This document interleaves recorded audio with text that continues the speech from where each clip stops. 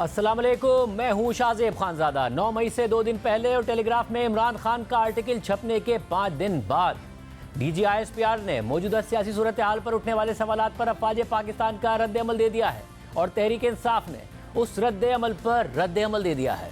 DGISPR major general Ahmad Sharif Chaudhry ने आज एक गैर मामूली प्रेस कॉन्फ्रेंस करते हुए PTI के साथ डील, आम इंतखाबात में धांधली के इल्जामात, 9 मई के मुल्जिमान को सजाएं देने, इस्लामाबाद हाई कोर्ट के 6 जजेस के खत, सऊदी अरब पर PTI की हुकूमत गिराने के इल्जाम, अमेरिका को अड्डे देने, भारत की पाकिस्तान में टारगेट किलिंग, अफगानिस्तान की सरजमीन से पाकिस्तान में दहशतगर्दी के वाकयात, भावनगर में फौजी और पुलिस एहलकारों का तसादुम, जनरल रिटायर्ड फैज हमीद का एहतसाब, हाल ही में core commander Mangla lieutenant general Ayman Bilal Safdar की अचानक कबल अज वक्त रिटायरमेंट और सोशल मीडिया पर फौज मुखालिफ मुहिम पर पाक फौज का मौक़िफ़ मीडिया और अवाम के सामने रखा। साथ ही 9 मई 2023 को तहरीक इंसाफ के कारकुनों की जानिब से आर्मी तनसीबात पर हमलों पर मबनी एक डॉक्यूमेंट्री भी दिखाई गई, जिसमें तहरीक इंसाफ के रहनुमा शेरियार आफरीदी, एजाज चौधरी, यास्मीन राशिद और शानदाना गुलजार के ऑडियो और वीडियो पैगाम भी शामिल थे। सिक्योरिटी सूरत हाल पर ब्रीफिंग के बाद DGISPR से 9 मई के हवाले से सवाल किया गया, जिस पर उन्होंने सख्त मौक़िफ़ दिया और कहा, हम सब ने इस वाक़े को अपनी आंखों से होते हुए देखा और अवाम और फौज दोनों के पास शवाहिद मौजूद हैं। 9 मई सिर्फ अफवाज पाकिस्तान का मुकदमा नहीं, पूरे पाकिस्तान के अवाम का मुकदमा है। किसी भी मुल्क में उसकी फ़ौज पे हमला कराया जाए, उसके शहीदों की अलामात की तस्दीक की जाए, उसके बानी के घर को जलाया जाए, वहाँ पे अवाम और फ़ौज के दरमियान नफ़रत पैदा की जाए और फिर जो लोग ये करवा रहे हैं, जो कर रहे हैं, उनको कैफरे करदार पे ना पहुँचाया जाए, तो किसी भी मुल्क में ऐसा हो तो वहाँ के निज़ाम इंसाफ पे एक सवाल खड़ा हो जाता है। अगर पाकिस्तान के निज़ाम इंसाफ पे यकीन कायम रखना है तो 9 मई के जो मुल्जिमान हैं, उसको करने वाले और उसको करवाने वाले आइन और कानून के मुताबिक उन्हें सज़ा देनी पड़ेगी। ये जो आप बातचीत कर रहे हैं कि इसके ऊपर बयानिया बनाया जाता है, देखें 9 मई कोई ढकी छुपी चीज़ नहीं है। इसके जो नाकाबिले तरदीद शवाहिद जो उनसे हैं वो अवाम के पास भी हैं, अफवाज के पास भी, हम सब के पास हैं। हम सब ने अपनी आंखों से इस वाक़े को होते देखा। हम सब ने देखा कि किस तरीके से लोगों की जहन साजी की गई, उनको अफवाज के ख़िलाफ़, उसकी लीडरशिप के ख़िलाफ़, एजेंसियों के ख़िलाफ़, इदारों के ख़िलाफ़ झूठ और प्रोपेगेंडे से उनके जहन बनाए गए। हमने देखा कि किस तरह कुछ सियासी लीडर्स ने चुन चुन के अहदाफ दिए कि इधर हमला करो, इधर हमला करो। हमने देखा कि चंद घंटों में पूरे मुल्क में मुख्तलिफ जगह पे सिर्फ फौजी तनसीबात पर हमले कराए गए। जब ये खुल के सामने आ गया तो वो दूसरा फरेब और दूसरा झूठ और दूसरा प्रोपेगेंडा शुरू किया गया कि ये फॉल्स फ्लैग ऑपरेशन है, ये तो पता ही नहीं क्या हुआ, कौन कर गया, कैसे कर गया। ऐसे ही लोगों के लिए कहा गया है, you can fool all the people some of the time, some of the people all the times, but you can not fool all the people all the times. इस पर तहरीक इंसाफ के तर्जुमान रऊफ हसन ने जवाब देते हुए कहा कि कैमरे की आंख ने तमाम मनाजिर रिकॉर्ड किए हैं तो हमें भी दिखाए जाएं। कहते हैं जी कि ये तमाम मनाजिर जो हैं वो कैमरे की आंख ने कैच किए। मैं देखना चाहूंगा वो मनाजिर जो कैमरे की आंख ने कैच किए। मैं देखना चाहूंगा वो CCTV फुटेजेस जो जिनाह हाउस के बारे में है या ये किसी भी मिलिट्री एस्टैब्लिशमेंट के बारे में है। मैं देखना चाहूंगा वो CCTV फुटेजेस जो खान साहब की अरेस्ट की हैं। कहीं भी वो CCTV फुटेज आपको नजर नहीं आएगी। क्यों गायब की गई? किसका जुर्म छुपाने की कोशिश की जा रही है? कौन मुजरिम है यहाँ? इस मुल्क का खासा रहा है कि जब जुर्म को और मुजरिम को छुपाना होता है तो शवाहिद मिटा दिए जाते हैं। CCTV फुटेज वो शवाहिद कंटेन करती है जो कि इन्होंने मिटा दिए हैं। DGISPR से यह सवाल भी किया गया कि 9 मई के वाक़यात पर जुडिशल कमीशन बनाने का मुतालबा किया जा रहा है। इस पर देखिए उन्होंने क्या कहा। 9 मई करने और करवाने वालों के जो मकाफात अमल है उसको पीछे क्यों धकेल रही? सवाल बनता है। कहा जाता है कि जुडिशल कमीशन बना दिया जाए। मेरा सवाल ये है कि जुडिशल कमीशन तो उस चीज़ में बनता है जिसके बारे में कोई इबाहम हो। हम तैयार हैं, बनाएं जुडिशल कमीशन, लेकिन अगर जुडिशल कमीशन बनाना है तो फिर इस पूरे वाक़े की तह तक जाएं। वो जुडिशल कमीशन इस बात का भी अहाता करे कि 2014 का धरना उसके मकासद क्या थे, इस बात का भी अहाता करे कि पार्लियामेंट पे हमला कैसे हुआ और कैसे कराया गया। वो PTV पर हमले का भी अहाता करें, पासपोर्ट जलाएं, सिविल डिसोबीडियंस करें, बिजली के बिल जलाएं। किस तरह 2016 में KPK के रिसोर्स से सरकारी वसाइल के साथ दारुल खिलाफा पे धावा बोला गया। 2022 में दोबारा इस्लामाबाद पे धावा बोला गया। जुडिशल कमीशन इस बात का भी अहाता करे, वो ये भी देखें कि कैसे IMF को खतूत लिखे गए, बाहर लॉबिंग की गई फर्मों के जरिए कि पाकिस्तान को दिवालिया होने दिया जाए, इसको कर्जा ना दिया जाए, इस बात का भी अहाता करें। कहाँ से फंडिंग आ रही थी, कहाँ फंडिंग जा रही थी, क्योंकि अगर हमने इन चीज़ों का अहाता नहीं किया, चूंकि हमने नहीं किया तो फिर 9 मई तो होना था। अगर एक मखसूस सियासी टोला over a period of time with impunity ये सारे काम करता रहेगा तो एक दिन वो अपनी फौज पे ही चढ़ दौड़ेगा। आपके सामने हुआ, जब वो झूठ बोले और झूठ बोलता जाए और आप उसके झूठ के आगे सच ना बोलें तो हर तरह का फरेब और प्रोपेगेंडा करेगा। 9 मई की असल हकीकत ये है कि वो सियासी टोला शैब पढ़ते पढ़ते यहाँ पहुंचा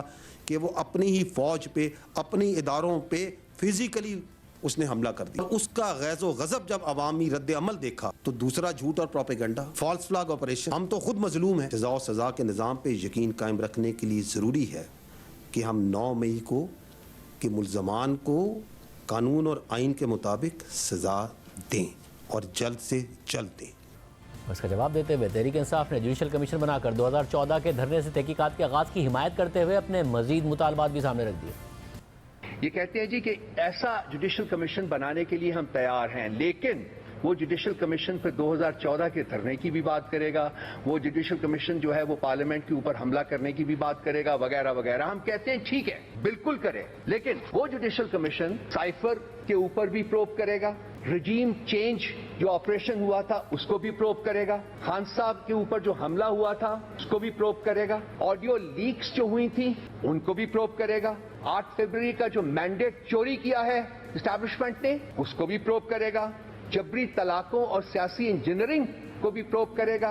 9 मई के ऊपर जो कमीशन जो है वो तो बनेगा, यही सब कुछ करेगा। और ये तमाम वो चीजें हैं जो कि हम डिमांड करते आए हैं। और अगर इन दो अपनी कंडीशंस के साथ भी अगर डीजी आईएसपीआर साहब जुडिशल कमीशन बनाना चाहते हैं तो हम उसकी तईद करेंगे, जरूर बनाएं, क्योंकि और कोई तरीका नहीं है ये एस्टैब्लिश करने का कि किसने जुर्म किया है और क्यों जुर्म किया है और उसको कौन पाल रहे थे, किसकी वो किनकी बैक एंड कॉल के ऊपर वो सब कुछ कर रहे थे।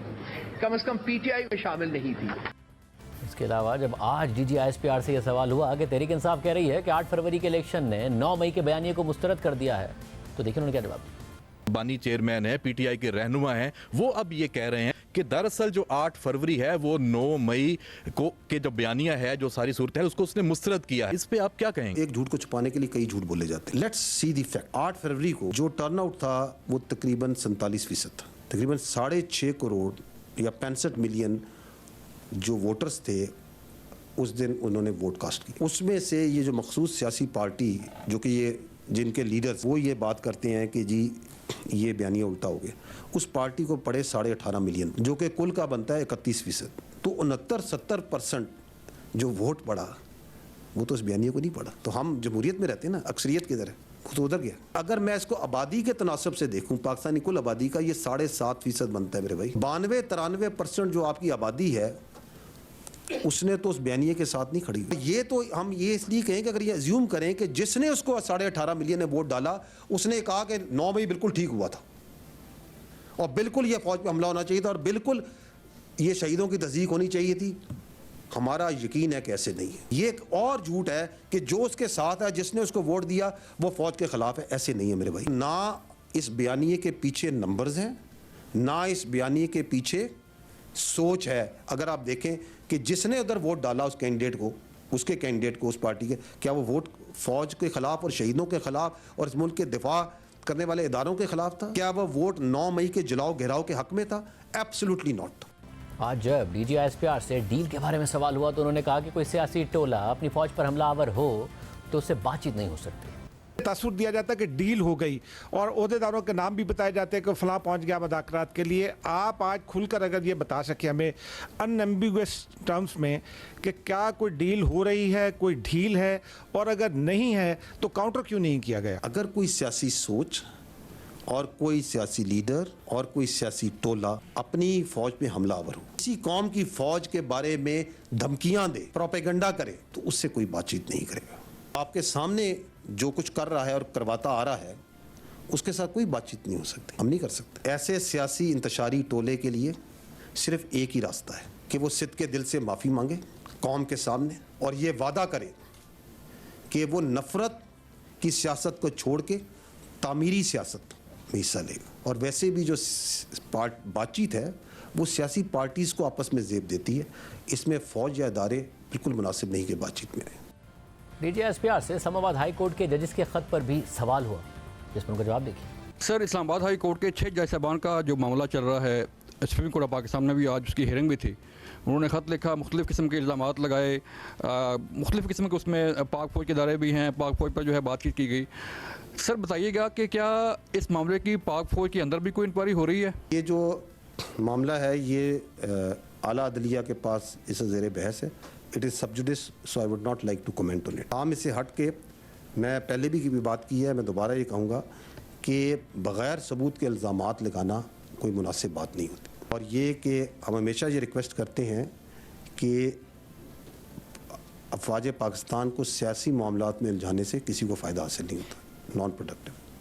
DGISPR major general Ahmad Sharif Chaudhry ने साबिक corps commander Mangla lieutenant general Aman Bilal Safdar की क़ब्ल अज़ वक्त रिटायरमेंट और उनकी सियासी वाबस्तगी से मुताल्लिक़ खबरों पर भी वजाहत दी। कोर कमांडर मंगला थे अमन बिलाल साहब, जनरल अमन बिलाल साहब, उनकी बरतरफी हुई, उनको इस्तीफ़ा दिया गया, मजबूर किया गया।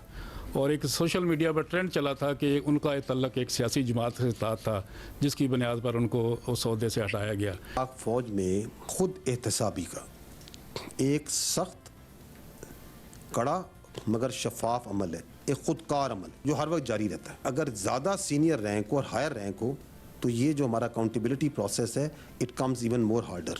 अभी हम 9 मई की बात कर रहे हैं और मैंने आपसे ये कहा कि ये समझने से कासर है कि 9 मई में जो लोग करने वाले और करवाने वाले थे क्यों उनकी अकाउंटेबिलिटी नहीं हो रही।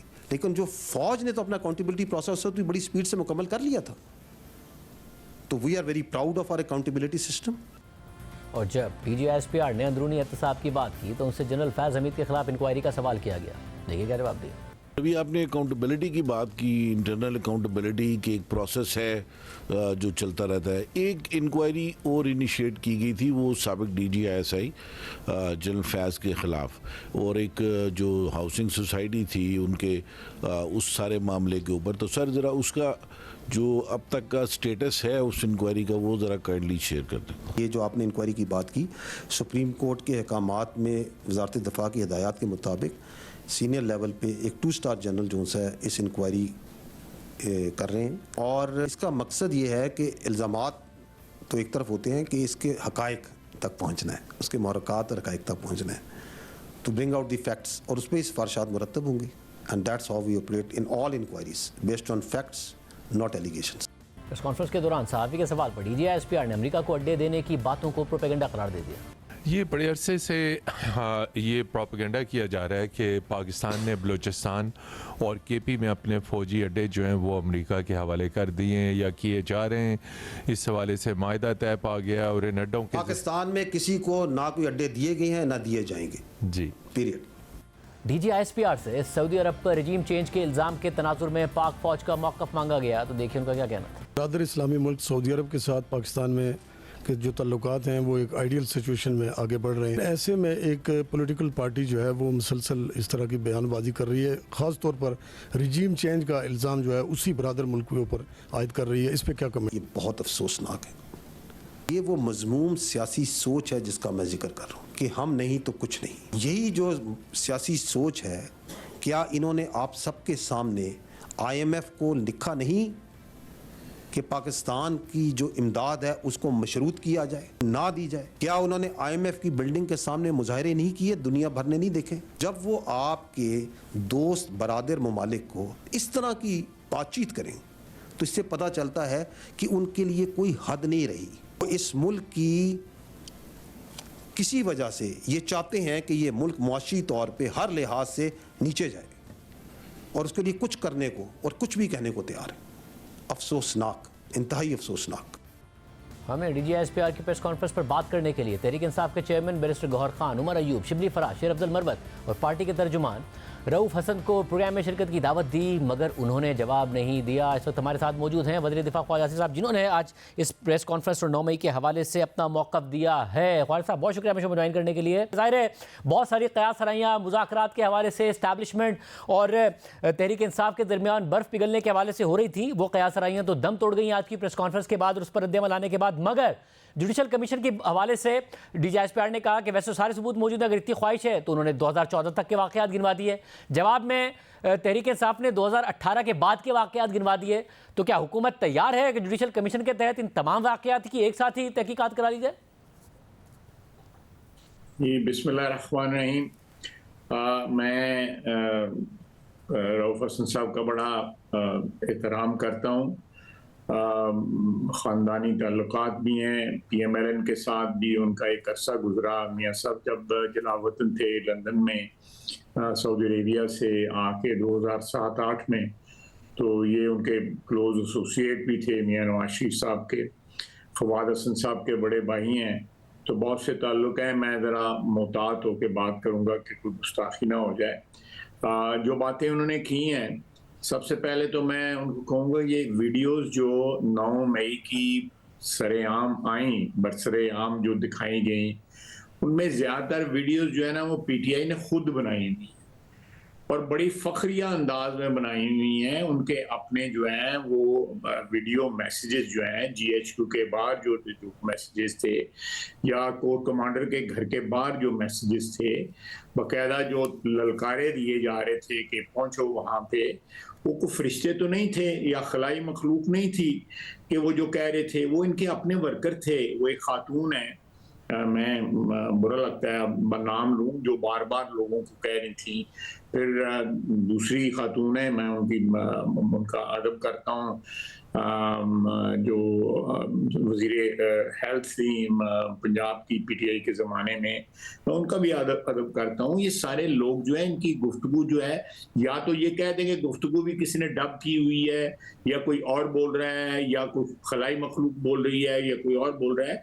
मैं बड़ा अक्लमंद आदमी समझता हूँ रऊफ हसन साहब को। इतना ब्लेटेंटली डिनाई ना करें। डिनाई वो चीज़ करें जो लॉजिकली डिनाई हो सकती है, जो चीज़ ऑलरेडी जो है बियॉन्ड एनी डाउट जो है साबित हो चुकी हुई है। आप उसको डिनाई कर रहे हैं, अपनी क्रेडिबिलिटी के ऊपर सवालिया निशान बना लेंगे। आप स्पोक्स पर्सन हैं PTI के, कोई अपनी थोड़ी सी क्रेडिबिलिटी का जो है वो ख्याल कर लें। जो स्पोक्स पर्सन है वो तो तहरीक इंसाफ ही का मौक़िफ़ रख रहे थे। तहरीक इंसाफ के मुतादिद रहनुमाओं ने आज जो ट्वीट्स भी किए हैं, उनकी भी यही राय है। फिर तहरीक इंसाफ के जो ऑफिशियल ट्विटर अकाउंट है, इमरान खान साहब का अपना अकाउंट है, उससे भी यही बातें आ रही हैं सामने कि तहरीक इंसाफ एक तो प्रेस कॉन्फ्रेंस को मुस्तरद कर रही है, साथ में मजीद तहकीकात का मुतालबा कर रही है और सवालात उठा रही है। अब DGISPR ने ख्वाजा साहब जो बातें की, जिसमें ज़ाहिर ऐसा लगा उन्हें निज़ाम इंसाफ से शिकवा है कि 9 मई का एहतसाब अभी तक नहीं हुआ, 2 दिन रह गए हैं दोबारा 9 मई आने में। मगर मसला ये कि इस निज़ाम इंसाफ और क्या करे। शहरियार आफरीदी साहब को इतनी अरसे तक गिरफ्तार रखा, आज उनके मीडिया टॉक तो वो दिखा रहे थे, इतने अरसे तक गिरफ्तार रखा, फिर MPO के तहत रखा, अदालत नाराज़ हो गई, कुछ नहीं साबित किया। शानदाना गुलजार साहबा का दिखाया, उनके खिलाफ कुछ नहीं साबित किया। डॉक्टर यास्मीन राशिद साहबा आज तक जेल में, उनके खिलाफ कुछ नहीं साबित किया। जिनका मिलिट्री ट्रायल किया था उनके फैसले हो गए, मगर इन रहनुमाओं को तो मिलिट्री ट्रायल नहीं किया। तो शिकवा क्यों है उन्हें निज़ाम इंसाफ से? कर देते साबित, अगर करना था, कुछ सबूत सामने रखते। देखें, मैं आपकी बात जो है दुरुस्त है अपनी जगह, लेकिन मैं फिर उसी बात पे जाऊंगा कि ये डिनाई करना कि कोई 9 मई का जो वाक़या है जो किसी की ज़हन की इख्तरा है, या कोई बनाया गया हुआ है, या कोई वो क्या कहते हैं आर्टिफिशियल इंटेलिजेंस से बनाया गया है। वो लोग कौन थे जिन लोगों ने कोर कमांडर के घर के बाहर जो है लोगों को ललकारा, पुकारा, वहां पे पहुंचने की प्लानिंग हुई। और दूसरा सबसे बड़ा बात है, इनकी बड़ी बात है कि ये इनके बड़े बड़े स्टॉलवर्ड्स जो हैं, बड़े बड़े लीडर जो हैं, उन्होंने टीवी पे आके कंडेम किया 9 मई को, जो थोड़ी थोड़ी देर के लिए कैद रहे, और उसके बाद जो है आके उन्होंने दास्तान कामरान शाहिद साहब को, दास्तान जो है वो मेरे मोहतरम जो मुखालिफ हैं सियालकोट में, उन्होंने दास्तान बड़ी सुनाई आके, और साथ अपने इख्तलाफात भी बताए कि जी हम तो इख्तलाफ करते थे IK के साथ या इमरान खान साहब के साथ मीटिंगों के अंदर, वो किसी की बात नहीं सुनते थे। ये भी तो सारा तारीख का हिस्सा है ना। ये भी जो असद उमर साहब हैं, उन्होंने भी इंटरव्यू में कहा कि जिस तरीके से मामला जा रहे थे वो 9 मई की तरफ ही मामला जा रहे थे। इसके अलावा तहरीक इंसाफ के मुतादिद जो वर्कर्स हैं वो इन वीडियोज़ में नज़र आते हैं, ये बात भी दुरुस्त है। तहरीक इंसाफ में खुद इमरान खान साहब भी ये कह चुके हैं कि मेरे कारकुन और कहाँ जाकर एहतजाज करते। इसके अलावा बहुत सारे ऐसे शवाहिद मौजूद हैं, मगर जो इंटरव्यूज़ है वो तो जबरी इंटरव्यूज थे ना ख्वाजा साहब, जो कराए गए थे। नहीं चले, मेरा मतलब है कि जबरी इंटरव्यू जो है कराए गए, वो इंटरव्यू हो गए, चले मान ली बात, मैं आपकी बात से इत्तेफाक कर लेता हूँ। 2 महीने गुजर गए हैं, 4 महीने गुजर गए हैं, 5 महीने गुजर गए हैं, इलेक्शन भी लड़ ली है पीटीआई की टिकट के ऊपर, तो कम से कम डिनाई कर दें कि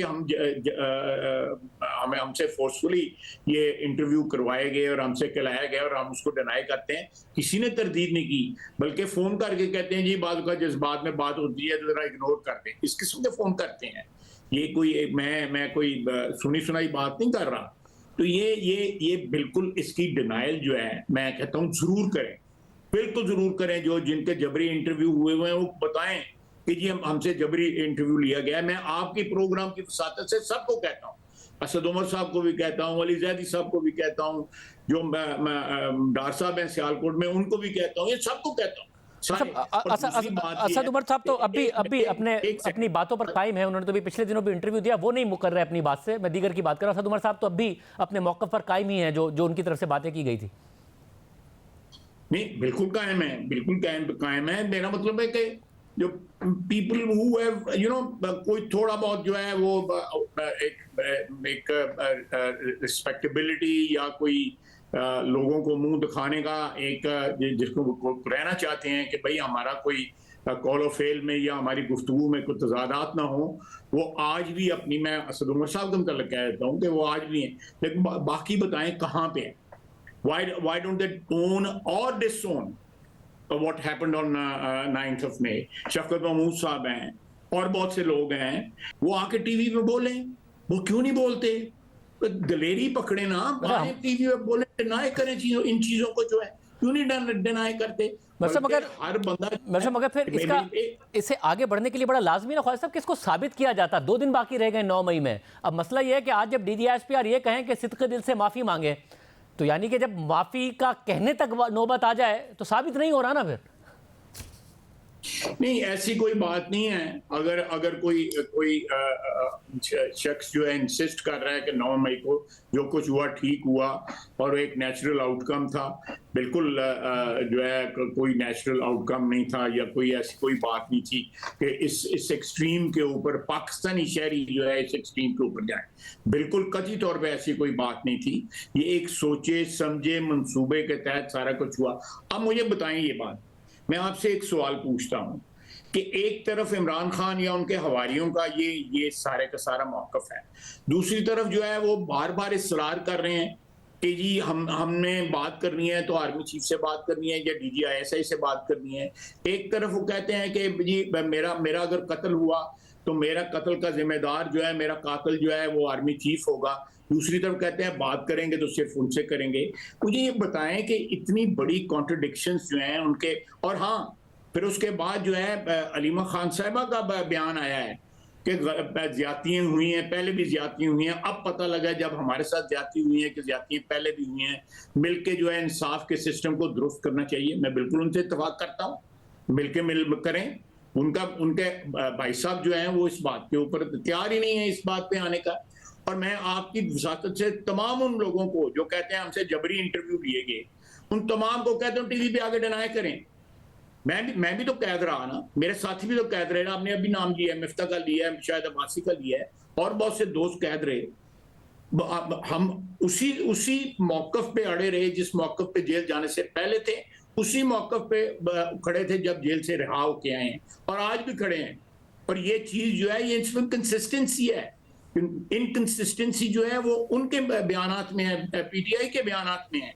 आज कुछ कहते हैं, कल कुछ कहते हैं। आप देखें अब क्या मैं किसका आपको बयान करूं कि क्या क्या उन्होंने कहा और क्या क्या किस चीज के ऊपर वो स्टैंड कर रहे हैं। खुद किसी और की बात ना करें। पीटीआई के आप देखें क्या इस वक्त जो है धमा चौकड़ी और रौला पड़ा हुआ है। पीएसी की जो चेयरमैनशिप है, जो बेसिकली बाइंडिंग नहीं है हमारे ऊपर, लेकिन उसके लिए आपस में झगड़ा पड़ा हुआ है। ये लोग जो है ये एक हजूम है, ये तो सियासी पार्टी नहीं है। क्योंकि आपने इसका जिक्र कर दिया, मैं इस टॉपिक पे वापस आऊंगा। मगर क्या मरवत साहब की आपसे गालिबन मुलाकात हुई थी इस हवाले से? क्या बात हुई थी उसमें? देखिए मेरी उनके साथ मुलाकात हुई थी। मैं उसको डिनाई नहीं कर सकता। टीवी के ऊपर आपने एक सवाल पूछा है, मैं I will not deny that मेरी उनसे मुलाकात हुई थी। और उन्होंने पीएसी के हवाले से ही मुझसे बात की थी। बाकी जो बात हुई थी, डिस्कशन यही हुई थी कि उनका नाम, उन्होंने कहा था मेरा नाम रिकमेंड हो रहा है, हो गया हुआ है, बल्कि वाकई उस वक्त हो गया हुआ था। ये तो अब वकास साहब का आया है।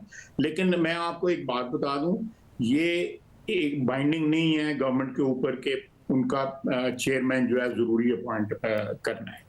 चलें, मान लिया हम कर देंगे अपॉइंट जो है, लेकिन ये कि वो नाम बताएं ये नहीं है। ये पहले भी कोई ऐसी कोई ट्रेडिशन नहीं है, और अब भी जो है ये गवर्नमेंट का प्रेरोगेटिव है। गवर्नमेंट की ये एक इस्तेकाक है कि वो अपोजिशन से किसी शख्स को जो है वो चेयरमैन बना दे। वो 2-3 दिन, बेशक 2-3 का पैनल दे दें, उसमें हम पिक कर लेंगे।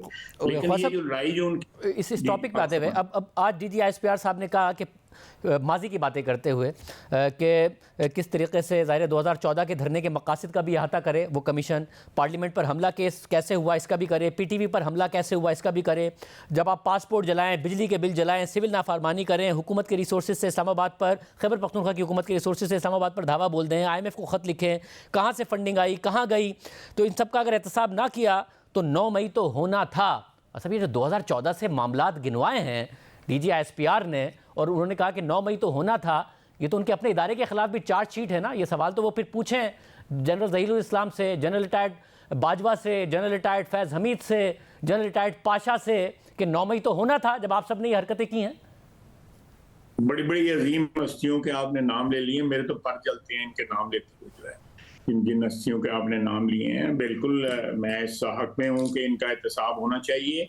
मैं समझता हूँ कि उससे जो है उस अदारे की जो अदारा हमारी फ़ौज का, हमारा जो एक दफा का अदारा है, जिसकी कुर्बानियाँ जो हैं पिछले 75 साल में, एक पूरी लंबी दास्तान है उस अदारे की। मेरा ख्याल है कि इन चीज़ों से जो DGISPR ने आप कह रहे हैं की हैं बातें जो हैं, इनसे इंस्टीट्यूशन स्ट्रेंथन होगी कि ये लोग जो इंजीनियरिंग करते रहे हैं माजी के अंदर जो है, और ये जो मुल्क को डिस्टेबलाइज किया है, आज जो खलफशार है पिछले 4, 5, 6 साल से, अगर नवाज शरीफ को 2017 में घर ना भेजा होता, और अकामा जो है, जो आज अकामा जो है उसकी और इंटरप्रिटेशन है, उस दिन और इंटरप्रिटेशन थी। मेरे पास अकामा था, उसकी इंटरप्रिटेशन और थी। अगर ना किया होता तो मुल्क कहीं ना कहीं पहुंचा होता। आज जो हम सरगर्दा हैं और ये फिर रहे हैं कशकोल लेके, कभी इधर कभी उधर फिर रहे हैं, सिर्फ इसलिए फिर रहे हैं कि नवाज शरीफ को हटाया गया और उसके बाद मगर ख्वाजा साहब, ये सब जो हुआ, जिन वाकयात का DGISPR जिक्र कर रहे थे, 2014 में एक सर्विंग प्राइम मिनिस्टर से 2014 के धरने के दौरान एक सिटिंग सर्विंग DGISI ने इस्तीफा मांगा था, जो जनरल ज़हीरुल इस्लाम थे। उसके बाद ये कह रहे कि ये सब तो होना ही था। तो सुप्रीम कोर्ट में बैठे होते थे, इन हमलों में मफरूर होने के बावजूद एक सिटिंग प्राइम मिनिस्टर को निकलवाने के लिए इमरान खान साहब मगर बैठे होते थे, क्योंकि इदारा खड़ा था ना उनके साथ, तो इदारा जिम्मेदार है इन सब चीजों का। उनके आलाकार बने शाहजेब, उनके आलाकार बने, ये उनके चमचे थे इमरान खान साहब। ये उधर कंटेनमेंट बैठ के जो है इशारों का इंतजार करते थे कि उंगली खड़ी हो गई है या उंगली किधर गई है, वो सबके उंगलियों का इंतजार करते थे। ये उन्होंने अंपायर की उंगली, इन्होंने कहा था ना, ये लफ्ज इन्होंने इस्तेमाल किया था ना, ये उंगलियों के जो फर्क था वो तो इमरान खान साहब का था कि किसकी उंगली जो है पारे से उठती है या कहीं से उठती है, वो उठाई जाए। तो ये सारी चीजें जो फिर सामने आएंगी, क्या क्रेडिबिलिटी इन लोगों की रह जाएगी? फिर ये जो मॉरल हाई ग्राउंड क्लेम करते हैं सारे के सारे, इनके पल्ले क्या रह जाएगा? फिर करें, बिल्कुल करें। तो ख्वाजा साहब, इदारा जुडिशल कमीशन की बात क्यों कर रहा है अपने अंदर? वो आज खुद कह रहे थे खुद एहतसाबी होती है, तो अपनी खुद एहतसाबी तो खुद करें ना आज तक के वाकयात की, कि क्या क्या किस किस ने किया है और अपने ओथ से तजावुज करके किया है। देखें, जो 2014 की आप बात कर रहे हैं या 2017 में जो वाक़यात हुए आप उनकी बात करते हैं, उसमें तो और भी अदारे शामिल हैं, उसमें आपकी अदलिया भी शामिल है, उसके और भी बहुत से लोग शामिल हैं। उसमें एक सियासी पार्टी जिसका आप बार बार नाम ले रहे हैं वो शामिल है, और सियासी पार्टियां शामिल हैं। उसमें जो एक साहब वो वहाँ से आए थे, कनाडा से जो इम्पोर्ट हुए थे, इनकी पैकिंग भी अब कनेडियन होगी हुई है, वो वहाँ से लाए गए, यहाँ पे कब्रें खुदवाई गई यहाँ पे, और मारा पीटा गया, हमले हुए, कई महीने जो है पार्लियामेंट में जो लोग जो है आम रास्तों से नहीं जा सकते थे। कहाँ लंबी स्टोरी, आप किसी मतलब लंबी स्टोरी आज तक चल रही है ना। हालिया दौर में भी जजेस इल्जामात लगा रहे हैं, फिर हालिया इंतखाबात पर भी सवाल उठ रहा है, स्टोरी तो चले जा रही है क्योंकि माजी का एहतसाब नहीं हो रहा है। मेरी बात सुने, जजेस जो हैं कोई जो जितने हम गंदे हैं या जितने कोई और जिसपे इल्जाम आप लगा, आपकी जो आप हमारी बहस हो रही है उन पे लगे हुए हैं, जजेस कौन से दूध के धुले हुए हैं? मैं शुरू हो जाऊं सारे के सारे सब जो है कहानियां उनकी जो है किसी वकील से पूछ लें और किसी सियासी वर्कर से पूछ लें। कोई आज नेक हुआ है, कोई कल नेक हुआ है, कोई परसों नेक हुआ है, लेकिन पिछले महीनों में और सालों में और उसमें जो है उनकी नेकियां कहाँ थी? तो ये अच्छी बात है कि नेक हो गए हैं, अच्छी बात है कि असूलों की बात करते हैं। यहाँ पे कोई अदारा जो है वो क्लेम नहीं कर सकता कि हमारी तारीख जो है वो दूध की धुली हुई है, हमारी तारीख जो है वो काबिल फख्र है। हमारा एक कलेक्टिव एक एतराफ का जो है उसकी जरूरत है, एक कलेक्टिव एतराफ की। जो सारी अशराफिया हमारी हुक्मरान जो है उसके तमाम कंपोनेंट्स को एक कलेक्टिव एतराफ करना चाहिए कि हमने इस मुल्क के साथ ज्यादती की है, बार बार ज्यादती की है, अदलिया ने की है, सियासतदानों ने की है, एस्टेब्लिशमेंट ने की है, मीडिया ने की है। ये जो आप कह रहे हैं इस्तीफे की बात, ये इस्तीफे का एक टाइकून पैगाम लेके आया था मियां नवाज शरीफ के पास। अच्छा, आप इस्तीफा दे दें जी। ये बड़ी दिलचस्प बात है। फिर मियां साहब ने क्या कहा उस टाइकून को? मैं आपसे हमेशा दिलचस्प बातें करता हूँ। मैंने कब जो है गैर दिलचस्प बातें की हैं? अच्छा, फिर टाइकून को क्या जवाब दिया मियां साहब ने? मियां साहब ने जो वही जवाब दिया जो मियां साहब ने मुशर्रफ को दिया था या मियां साहब ने गुलाम इसाक खान को दिया था। मियां नवाज शरीफ तो नहीं मानता इन बातों, चाहे वो टाइकून हो और चाहे वो कोई और हो। मियां नवाज शरीफ तो नहीं मानता इन बातों को। बहुत शुक्रिया ख्वाजा साहब की गुफ्तगू आपने सुनी। अदलिया के हवाले से भी सवाल उठा रहे हैं और जो सवाल उठ रहे हैं आज अदलिया में समाअत भी हुई है, वो अहवाल आपके सामने रखेंगे ब्रेक के बाद।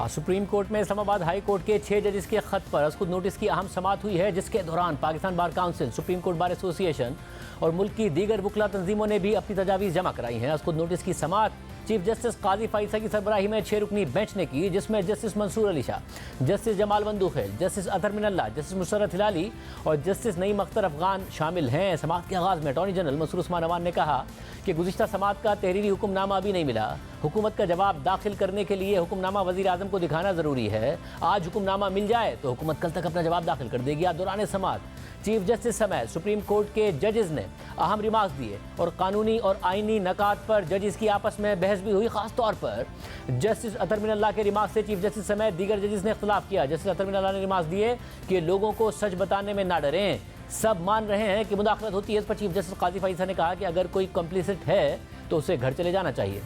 It is not 6 judges' letter. They have highlighted a phenomena which has existed. ये phenomena ना धरने जजमेंट से खत्म हुआ, ना किसी और जजमेंट से खत्म हुआ। In 2018 and 2019, the High Court judges जो independent judges थे, वो उनके लिए सबसे बड़ा चैलेंज सुप्रीम कोर्ट का complicit होना था। आप सब मान रहे हैं कि इंटरफेरेंस होती है, लेकिन उसका डेटरेंस बता दें in light of all the High Court's responses that has been received. I think that would be more appropriate. It has gone now beyond these 6 judges' letter. We will exclude the time that the bench takes during your response. इसमें तो consensus है कि interference हो रही है। नहीं, उसके लिए भी हम आपसे पूछ रहे थे कि हुकूमत तो कुछ नहीं कर रही, आज से नहीं हो रही, जब से भी हो रही है हुकूमत कुछ नहीं। तो हम करेंगे ना सर, जुडिशरी करेगी ना। हम आपसे पूछ रहे हैं कि वो अमल बताया जाए कि हम किसी के मोहताज ना हो, हम खुद कर सकें। ये तो 70 साल ये तो सर फिर इनफ इज इनफ। आप एक्सपेक्ट करते हैं कि डिस्ट्रिक्ट जज जो है वो काम करे जो सुप्रीम कोर्ट नहीं कर सकती। That is what you are suggesting. हम सजेस्ट करेंगे। रियलिटी बहुत डिफरेंट है प्रेसिडेंट साहब। हमने 76 साल झूठ बोला है, सच को छुपाया है, जिससे हमारी क्रेडिबिलिटी बिल्कुल इरोड है। पीपल डू नॉट आप sorry to say I have to interrupt, please proceed with your case. People must know the truth. Yes my lord. Don't be afraid of that. My lord, the truth should come from somewhere else. if you're sitting here and you're actually accepting that you were complicit, then you have no business to sit here. What is the answer? Then why don't you say you have no business to sit here? So let me I mean, first. sorry, I will put it very bluntly. If you are complicit, don't sit here. Let me start. Let me start. Let me start. I'll read. Let's not, my lords, let's not enter into a debate. It is not I that I have said it. It is the Attorney General who said it. Everybody said it. In the High Well, Court, it is, yes. It is so recorded in the High Court's comments. But in the High Court, there were judges. Well, let me start from here. 3rd of November, order passed by a 7-member Nobody bench. can disagree with that. सुन तो लेना जरा. The judiciary was restored with people's power, and this court could not dare issue contempt in that matter. That is the phenomena that is before us. आप कह रहे हैं कि ये जो है, ये हाई कोर्ट के जज, सिविल जज जो है, ये कंटेम्प्ट करें. दौरान समाज चीफ जस्टिस ने रिमार्क्स दिए कि हमारे पास बहुत सारे इख्तियारात हैं, अगर आप कहें कि उन्हें इस्तेमाल भी ना करो तो यहाँ ये हमारी भी कमज़ोरी हो गई. जस्टिस अतहर मिनल्लाह ने इस पर रिमार्क्स दिए कि 6 जजेस ने सच बोला और उनसे मुल्जिमों की तरह का सलूक हो रहा है. इसका मतलब है कि अगर कोई सच बोलेगा तो उसके साथ ये होगा. हमारे पास कंटेम्प्ट का इख्तियार है, हमारे पास क्रिमिनल लॉ का इख्तियार है, बहुत सारे इख्तियार हैं. अगर आप कहें कि आप इस्तेमाल भी नहीं करो, हमारी में कमजोरी हो गई थोड़ी बहुत, क्रिटिसिज्म और झूठ में बहुत फर्क हो. ज्यादा पुरानी बात नहीं है. यहाँ के एक कमिश्नर थे, उन्होंने झूठ बोला और तमाम मीडिया ने झूठ चलाया. ठीक है ना, ये किसी ने पूछा आपके पास इसका कुछ सबूत है. बाकी दुनिया में ये इसलिए नहीं होता है क्योंकि वो जरा बड़े करे ना, तो फिर देखिए डेफेमेशन में होता क्या है, उनकी जेबें खाली हो जाएंगी. सिंपल सी बात ये है. जब तक आप ये देखिए, ये हर तरीके से प्रेशर आ सकता है. ऐसा भी प्रेशर आ सकता है, हम एक ही चीज पे फोकस कर रहे हैं, ये भी एक बड़ा प्रेशर बन गया है क्योंकि इन्होंने कहा हम बेलगाम है, हमें कोई रोक नहीं सकता है. आपने जो ओथ तो नहीं लिया है ना जज बनने के वक्त, मैंने लिया है जी. बिल्कुल. तो ये मेरा फर्ज, इसमें मेरी दो राय नहीं कि मैं आज इंडिपेंडेंट बैठना चाहता हूँ या ना बैठना चाहूँ. सही. आज प्रेशर में आना चाहता हूँ या ना आना चाहूँ. ठीक है, आप यकीनन आप भी मुझे प्रेशर डालेंगे अपने दलाइल से. इंटेलेक्चुअल प्रेशर हो गया, हो सकता है आप डांट डपट के मुझे प्रेशर डालें. ऐसे बहुत सारे प्रेशर हो सकते हैं, मगर ये फर्ज है मेरा, इसमें दो राय नहीं है. बिल्कुल. आपका ये फर्ज नहीं है. तखाम हमें मिलती इसी बात के लिए, नहीं तो घर जाएं. आप एक चीज को देखें, रियलिटी को देखें. 6 जजेस ने एक इशू रेज किया जिसको सारे हाई कोर्टों ने न सिर्फ एंडोर्स किया, उन्होंने कहा हमारे साथ भी हो रही. उन 6 जजेस के साथ इस पीरियड में हुई क्या है? तभी तो हम यहाँ हैं सर. सुन लेना. They've been treated as an accused. अब इसका मतलब है कि कोई सच बोलेगा तो उसके साथ ये होगी. ये बताइए कि ऐसी सिचुएशन में वो डेटरेंस क्या हो. इट इज अ फिनोमिना जिसको ये सारी हाई कोर्ट्स हाईलाइट कर रही हैं. आज दौरान समाज जस्टिस जमाल बंदूखेल की भी कानूनी नकात पर जस्टिस अतहर मिनल्लाह से बहस हुई. 1 by 1 जो इसको अगर हम 2 स्टेप्स में कर ले. पहली बात तो ये कि हम अपने आप को पर्सनली, हर शख्स इंडिविजुअली, हर जज अपने आप को इतना स्ट्रांग कर ले कि किसी को इतनी जरूरत ना हो कि उससे अप्रोच करने की कोशिश करे, और अगर करे तो इतना स्ट्रांग हो कि उसका कोई ये बिल्कुल सही बात है. लेकिन सर सेकंड स्टेप में ऐसे डिटरेंस होनी चाहिए कि अगर कोई करेगा तो he will face the consequences. अब मतलब ऐसी बात नहीं है कि हम सब बैठे हुए, हम 6 जजेस के, आपका क्या ख्याल है, कोशिश नहीं की होगी हम पे? बिल्कुल बिल्कुल बिल्कुल. तो हम सब बैठे हुए, कोई कह दे कि किसी ने हमको प्रिवेल किया. मैं ये कहता हूँ कि कोशिश की गई, मुझ पे भी बहुत कोशिश की, हम सब पे की गई होगी, नहीं कामयाब हुए. अगर मैं कमजोर हूँ तो वो कामयाब हो जाएगा. इसलिए हमें अपने आप को मजबूत करना. इससे मुझे जी sir, speaking for myself with great respect, इसके साथ एक प्रॉब्लम है. हम क्या ही रहे हैं कि ठीक है इंटरफेरेंस हो, हमें इतना तकड़ा होना चाहिए. हमें ये कहना चाहिए इंटरफेरेंस इज इनटॉलरेबल. और हम एक सेकंड सॉरी, मैं नहीं करूँ कि होनी चाहिए, मैं कह रहा हूँ हो रही है, इसको रोकना है. सुन तो लेना. अहमद साहब, आप प्लीज आर्ग्यू कर लें, अदरवाइज हम लोग आपस में लगे रहेंगे. आपको हम सुनना चाहते हैं. आप हमें बता दें हाउ टू. वैसे मैं आपको एक लाइटर नोट पे बात बता दूं. किसी ने मजाक में, एक जज साहब ने मुझे कहा था कि जी जज को सुनना ज्यादा चाहिए और वकील को बोलने दें. आप हर ब्यूरोक्रेट को निकाल सकते हो, कोई उसको कॉन्स्टिट्यूशनल प्रोटेक्शन नहीं है. मैं ये बार बार आपसे ये कह रहा हूँ, इतनी कॉन्स्टिट्यूशनल प्रोटेक्शन आप निकाल के तो देखिए जज को. आप किसी को भी ब्यूरोक्रेट को निकाल सकते हैं, हर कोई निकाल सकते हैं। जज के पास कितनी दीवारें खड़ी हुई हैं, आइन ने प्रोटेक्शन दिया है, अब आपको अपॉइंट हो गए, अब आपको कोई नहीं निकाल सकता, एक ही इदारा निकाल सकता है, सुप्रीम जुडिशियल काउंसिल। किसका इदारा है? ताबे है एग्जीक्यूटिव के? नहीं। पार्लियामान के ताबे? नहीं। वकीलों के ताबे? नहीं। अपने ही लोग हैं, चीफ जस्टिस, सीनियर प्यूनी और next senior and 2 chief justices. तो ये तो कॉन्स्टिट्यूशन प्रोटेक्शन है कि 62 साल तक आप रिटायर होकर जाएंगे, आपको नहीं निकाला जा सकता। बिल्कुल ठीक है। अगर इतनी प्रोटेक्शन के साथ और फिर कंटेम्प्ट के पास और इतने कौन से किस आपके पास है कोई कंटेम्प्ट के पास? आपको कोई घर में कुछ कहे, आप जाएंगे थाने में रिपोर्ट करवाने। तो देखिए अब ये बात तो नहीं है कि जी हम बिल्कुल ही कमजोर हैं, नहीं, ये मैं इंप्रेशन बिल्कुल नहीं देना चाहता हूँ। और ये कोई जज पाकिस्तान में सब जज सुने, ठीक है, मेरे हिसाब से सिविल जज इतना ही पावरफुल है जितना दूसरों को होना चाहिए। मैं इसलिए कह और रहा ये जो हम लोग बार बार कह रहे हैं उसकी क्या मजाल है, उसकी क्या मजाल है, बिल्कुल उसकी मजाल है। वो खड़ा हो और अपना लोहा मनवाए सबके सामने। इसके अलावा चीफ जस्टिस काजी फैजी साहब और सीनियर तरीन जज जस्टिस मंसूर अली शाह की भी अदलिया पर दबाव से मुताल्लिक कानूनी बहस हुई और जस्टिस मुसर्रत हिलाली और जस्टिस नईम अख्तर अफगान ने भी अहम रिमार्क्स दिए। Commitment should be with the oath that a judge takes at the beginning of career. Constitution के अंडर है। ये deterrence की आप बात कर रहे हैं, इस मुल्क में हैंगिंग्स हुई है, पब्लिक हैंगिंग, क्या फर्क पड़ा है? अभी जो क्राइम्स हो रहे हैं उस वक्त से ज्यादा हो रहे हैं। तो ये कमिटमेंट होनी चाहिए, that should come within the जज कि मैंने अपने ओथ से कमिट करना है, कॉन्स्टिट्यूशन से करना है और शेयर करें दूसरों से कि ये अप्रोचेज आ रही है, क्या होना चाहिए। बिल्कुल जनाब, सबने जो निशानदेही की है, अकेला ही डरे करना ये कि हम किस तरीके से टैकल करें उनको, जो भी इंटरफेरेंस है, चाहे वो मेरे भाई क्यों ना हो, चाहे वो मेरा कोई एग्जीक्यूटिव ना हो, उसको टैकल कैसे करें ये बताएं। जी मैं एग्री कि कोई भी मैकेनिज्म बना ले, जो आज एग्जिस्ट करता है मैकेनिज्म वो भी आप दिखा रहे हैं, जो आपके माइंड में है, जो आप प्रपोजल ला रहे हैं वो भी बना लें, एक नहीं 10 फायरवॉल्स बना लें। एंड ऑफ द डे जज मैटर्स।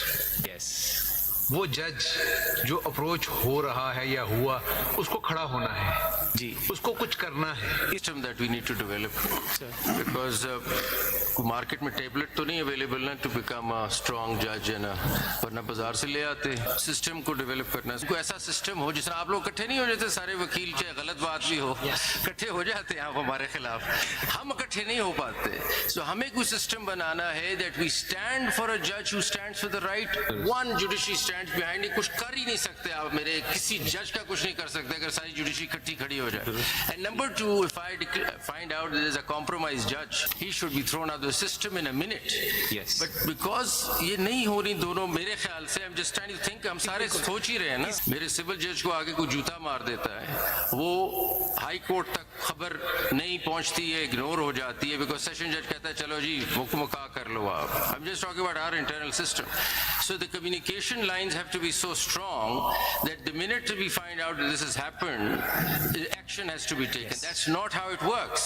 आप जाके देखें सेशन जज उस जज को कहता है छोड़ दो यार, कोई बात ही कर लो, खत्म कर लो, वरना पता नहीं क्या हो, because there is no response system.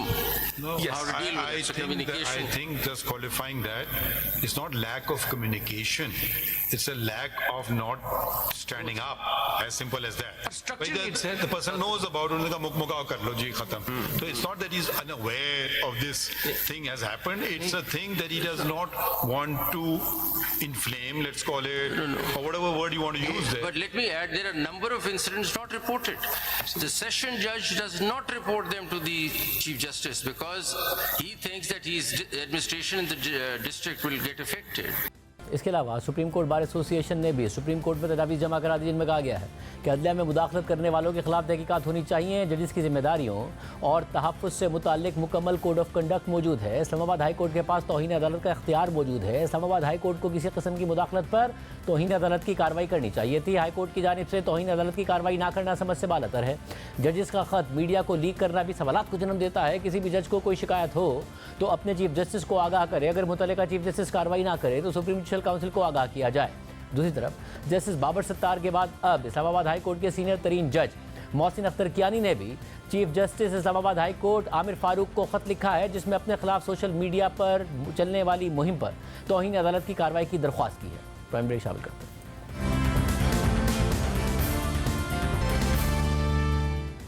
IMF के $3 अरब के स्टैंड बाय अरेंजमेंट प्रोग्राम के बाद अब हुकूमत 24वें IMF प्रोग्राम में जाने की तैयारी कर रही है और वजीर खजाना मोहम्मद औरंगजेब इस उम्मीद का इजहार कर रहे हैं कि यह पाकिस्तान का आखिरी IMF प्रोग्राम होगा। नए IMF प्रोग्राम के खदोखाल पर बात करने के लिए IMF का वफ्द इस माह पाकिस्तान आएगा और इतलात आ रही हैं कि IMF पाकिस्तान से नए टैक्स लगाने के मुतालबात करेगा। आज वजीर खजाना मोहम्मद औरंगजेब ने प्रेस कॉन्फ्रेंस में कहा कि 9% का टैक्स टू GDP पायदार नहीं है, इसे 13 से 14% की तरफ लेकर जाना है, लेकिन साथ ये भी कहा कि टैक्सों का सारा बोझ तनख्वाहदार तबके पर नहीं डाल सकते।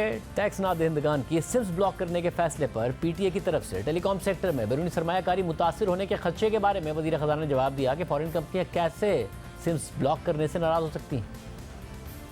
IMF वाली टीम जो है वो भी इंशाल्लाह इस महीने आएगी ताकि हम एक बड़ा और लंबा प्रोग्राम उनके साथ करें। एक तो ये मैक्रो इकोनॉमिक स्टेबिलिटी जो है इसको हम इंशाल्लाह परमानेंस की तरफ लेके जाएंगे। टैक्स टू GDP 9% जो है वो सस्टेनेबल नहीं है, तो इसको हमने 13 से 14% की तरफ लेके जाना है। पहला जो महीना था रिटेलर रजिस्ट्रेशन का ये था वॉलंटरी यहाँ काम बड़ा कम होता है, तो अब ये मई और जून है जब हमें इसको आगे लेकर जाना है। सिम वाला मामला उठाया है, फॉरेन इन्वेस्टर कैसे नाराज हो सकते हैं? हम क्या कह रहे हैं कि जिनके पास 3,000, 4,000, 5,000, 10,000 के वो मोबाइल के बिल दे रहे हैं, वो फाइलिंग क्यों नहीं कर रहे हैं? कब तक आप उन्हीं शोबों पे और बोझ डालते रहेंगे? सोचने वाली बात है ना कि आज सैलरीड क्लास जो है उसको 50,000 पे टैक्स लागू हो जाता है। 1 लाख जब होता है तो 10% के दारोमदार में आ जाते हैं। तो ये तो नहीं हो सकता कि सिर्फ एक तबका जो है उस पे हम और टैक्सेस डालते रहे। साथ ही उन्होंने रिटायरमेंट की उम्र 60 साल से बढ़ाकर 65 साल करने की तजवीज़ भी सामने रखी और पेंशन रिफॉर्म्स की भी बात की। ये जो पेंशन है सारा सिलसिला, और आपको पता है कि ये काफ़ी बड़ी लाइबिलिटी है। मैं तो ये कहता हूँ the age is now just a number, 60 is the new 40। तो ये मैं जिस इदारे को छोड़कर आया हूँ उसमें भी हमने ये पिछले साल एक्चुअली प्राइवेट सेक्टर में ये पहला कदम उठाया था कि रिटायरमेंट एज जो है हमने 60 से 65 साल कर दी थी। इस तरीके से by changing the service structures over a period of time ये आहिस्ता आहिस्ता ये हमारे काबू में आए। इसके अलावा वज़ीर ख़ज़ाना ने महंगाई कम होने और उसके नतीजे में शरह सूद कम होने की तवक्को भी जाहिर की। बहुत पुरुमीद हूँ कि जिस तरह ये इन्फ्लेशन नीचे आ रही है तो ये पॉलिसी रेट इंशाल्लाह नीचे आना शुरू होगा। सितंबर 2025 तक ये 5 to 7% पे आ जाएगा। आज प्रोग्राम इतना ही। अल्लाह हाफ़िज़।